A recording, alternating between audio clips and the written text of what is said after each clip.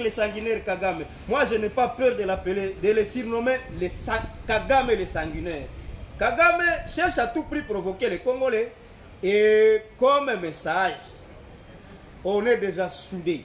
On est déjà unis, on est en train de constituer un front commun pour appuyer les institutions de la République contre l'agression rwandaise. Qui ne connaît pas la géographie, qui ne connaît pas la conférence de Berlin, qui ne connaît pas les limites du Rwanda et les limites du Congo.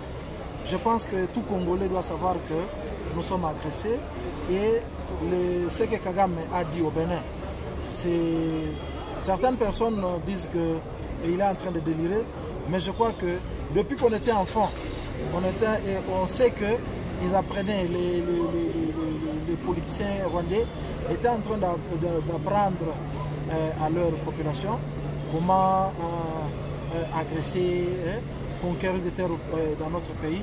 Mesdames et messieurs, bonjour encore une fois. Merci à vous d'avoir renouvelé votre confiance sur Info 243. Vous suivez des parties dans le monde. Nous sommes en direct de la ville de Goma, encore une fois pour analyser ensemble avec la population de cette ville les propos avancés par le président rwandais Paul Kagame au sujet de l'agression rwandaise. C'était le samedi dernier au Bénin, vous le savez déjà. Paul Kagame, lui qui n'a pas caché en tout cas son intention d'annexer une partie du territoire congolais dans son pays qui est le Rwanda. En tout cas, la population de la ville de Goma réagit à cette question. Je vais prendre tour à tour certaines personnes ici dans la ville qui vont devoir émettre leur point de vue au sujet de ces propos qui ont été avancés par Paul Kagame. Vous allez vous-même suivre, mesdames et messieurs, ce que passe cette population du chef-lieu de la province de Nord-Kivu. Comme vous le savez, ces jours-ci, Goma, les gens vivent avec une peur au ventre, surtout avec cette agression rwandaise. Les Rwandais, les pays voisins, ne cessent d'agresser la République démocratique du Congo. Il y a plusieurs déplacés ici dans la ville de Goma. Et cette ville de Goma est située, comme je l'ai dit tantôt, à frontière avec la ville de Gisenyi qui est au Rwanda. Vous allez donc suivre les différentes réactions des habitants de Goma au sujet de ces propos. Et puis l'état pour moi de revenir peu après pour clôturer cette émission. Monsieur de Gisto Mouindo, bonjour. Oui, bonjour, monsieur le journaliste. Vous êtes un habitant de Goma. Vous avez suivi certainement les discours prononcés par le président rwandais Paul Kagame au niveau du Bénin. Il n'a pas caché son intention de pouvoir annexer une partie du territoire congolais à ce pays. Comment vous avez analysé, encore une fois de plus, ces propos que le gouvernement congolais a jugé d'une provocation de plus? Je pense que le président rwandais, Paul Kagame, se retrouve actuellement au bout du souffle.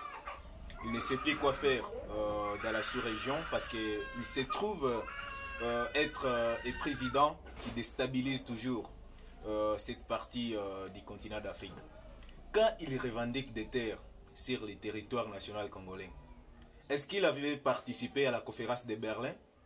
La conférence dont on avait décidé que l'Afrique soit départagée. Je pense qu'il n'était pas là. Il n'appartient pas au président rwandais Paul Kagame de pouvoir départager l'Afrique. La République démocratique du Congo, on connaît tous ses limites. Il dit qu'il y a une partie de la RDC qui appartenait au Rwanda. Bien sûr, si c'est vrai, on ne refuse pas. Mais ce n'est pas les Congolais qui avaient départagé l'Afrique. Il y avait des hommes qui avaient siégé pour la cause. Donc je pense que le président rwandais Paul Kagame, il est en train de taper à côté.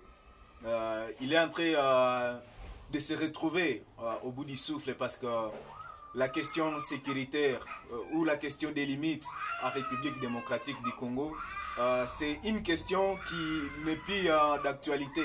C'est une question qui ne peut plus être revue. Non, on connaît déjà là où passe la République démocratique du Congo, même l'Ouganda, parce qu'il faut voir, il a aussi indiqué qu'il y a une partie du Rwanda qui est déjà annexée à l'Ouganda. Donc, il ne doit que se contenter de ce petit pays, le Rwanda, qui a d'ailleurs beaucoup de problèmes. Comment il va annexer d'autres territoires pendant qu'il est incapable de gérer même ce petit pays? Actuellement, nous sommes des habitants de la ville de Goma. Nous avons des amis qui sont des Rwandais, qui nous parlent des problèmes des social, des problèmes, de l'humanisme qui règne au Rwanda. Mais comment il veut encore annexer par exemple les territoires de Rutshuru, les territoires de Nyiragongo au Rwanda pendant qu'il est même incapable de gérer ce petit pays? Je pense que Kagame, il est en train de confirmer qu'il est le problème de la sous-région parce que à chercher à annexer une partie du territoire national congolais ou soit de l'Ouganda, demain il va se réveiller, il va dire qu'il y a aussi une partie du Burundi qui appartenait au Rwanda. Il sera en train toujours de créer des problèmes comme il le fait toujours à travers même sa rébellion à DM23 qui est en train de créer la souffrance au peuple congolais ici à l'est de la RDC. Pouvez-vous avoir une proposition pour mettre fin à cette crise? Je pense que l'Union africaine devrait réagir quant à ça parce que ce sont des propos qui sont en tout cas mal orientés. L'Union africaine, la SADC et toutes les organisations appropriées doivent réagir quant à ça. Doivent chercher à mettre Kagame à sa place. Parce que ce n'est pas acceptable, c'est incompréhensible qu'un président du XXIe siècle puisse se réveiller et dire que non, une question des limites des terres qui étaient déjà résolues il y a plus de 2 décennies soit encore révisionnée et que peut-être le puisse annexer une partie des territoires voisins à ce pays. Ce n'est pas possible, c'est inacceptable. Cela montre directement que M. Paul Kagame, dans tout ce qu'il a toujours fait, la balkanisation de la République démocratique du Congo, c'est ce qu'il veut. Alors, nous, en tant que peuple congolais, on dit, nous n'allons pas tolérer que même un centimètre de notre pays soit pris par un président d'ailleurs qui est considéré comme un président voyou dans la sous-région du Grand Lac, M. Paul Kagame, parce que la RDC, on ne peut pas céder. Il y a des milliers et des millions de personnes qui sont déjà décédées, qui ont déjà donné leur vie, pas parce qu'ils voulaient tout simplement mourir, mais parce qu'ils voulaient que l'intégralité territoriale ou l'intégrité territoriale nationale de la République démocratique du Congo soit respectée et ne soit pas changée par qui que ce soit. Paul Kagame, il a tapé encore une fois à côté. Il est au bout du souffle, comme je l'ai dit. Il ne sait plus quoi faire. Et moi, je pense que ça sera terrible. Parce que, imaginez-vous, quand il veut réclamer des terres sur le territoire national congolais, et que nous, les Congolais, nous disions, on ne va pas accepter. Et donc, c'est une déclaration directement de la guerre. On est prêt à tout, on va soutenir les Wazalendo, on va soutenir notre armée congolaise dans l'objectif de faire à ce que l'intégrité territoriale de la République démocratique du Congo soit respectée. Merci beaucoup. À ce qui concerne avec les sanguinaires Kagame, moi je n'ai pas peur de l'appeler, de les surnommer Kagame les sanguinaires. Kagame cherche à tout prix provoquer les Congolais et comme message, on est déjà soudés. On est déjà unis, on est en train de constituer un front commun pour appuyer les institutions de la République contre l'agression rwandaise.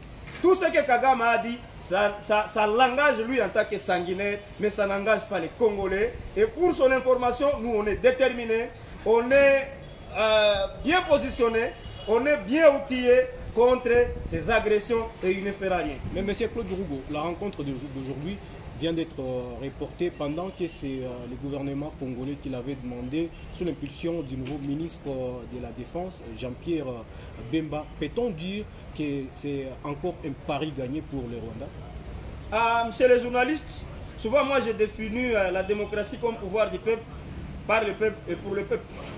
Et parfois nos autorités ont tendance à faire des choses sans pour autant se baser, sans pour autant écouter les avis de la population face aux accords qui se font d'une manière officieuse.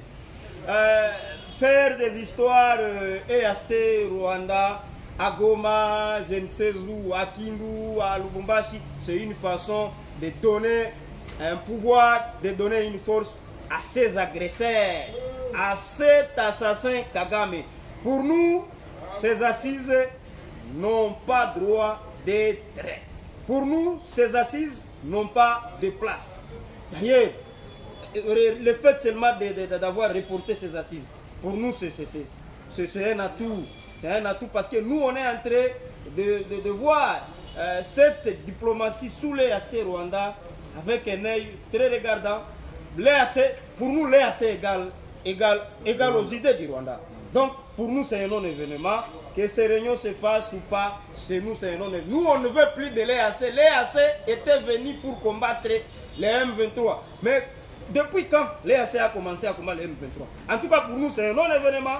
Ce que nous sommes en train de demander à son Excellence, Monsieur le Président Fachi Beton, c'est de rompre le plus vite possible avec ces aventuriers de l'EAC, car ils ne font absolument rien chez nous. Ils sont en train de voler nos minéraux, ils sont en train de voler nos ressources. Moi, je suis vengé quand je vois ces militaires de l'EAC avec nos belles jeeps, pendant que dans nos quartiers, la police est en train de souffrir. La police n'a pas de danger. Qu'on cherche à ravir toutes ces jeeps à ces fameux militaires de l'EAC pour donner ça aux policiers qui sécurisent, qui font la sécurisation de la ville de Goma. L'EAC, c'est un non-événement. Je répète encore une fois, c'est un... Qui ne connaît pas la géographie, qui ne connaît pas la conférence de Berlin, qui ne connaît pas les limites du Rwanda et les limites du Congo. Je pense que tout Congolais doit savoir que nous sommes agressés et ce que Kagame a dit au Bénin,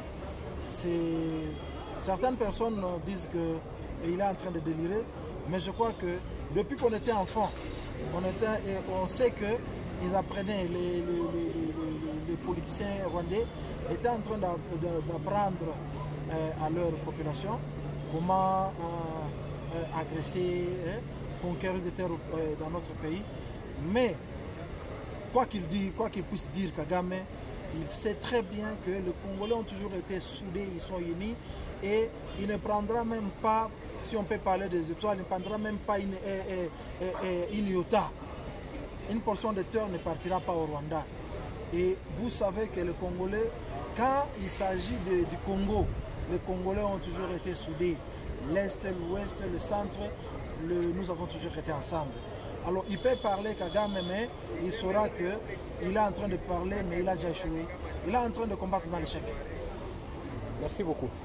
C'est nous qui vous remercions. Voilà, mesdames et messieurs, vous avez suivi avec attention aux différentes réactions de la population de Goma au chef de la province Nord Kivu. Vous avez suivi la réaction de tout et chacun et au sujet de cette agression. Merci beaucoup à Raphaël Walukonga qui nous a pris à Diplex depuis Kinshasa. Yannick Wanga, c'est moi. On se retrouve très prochainement pour un nouveau numéro. Merci et portez-vous bien.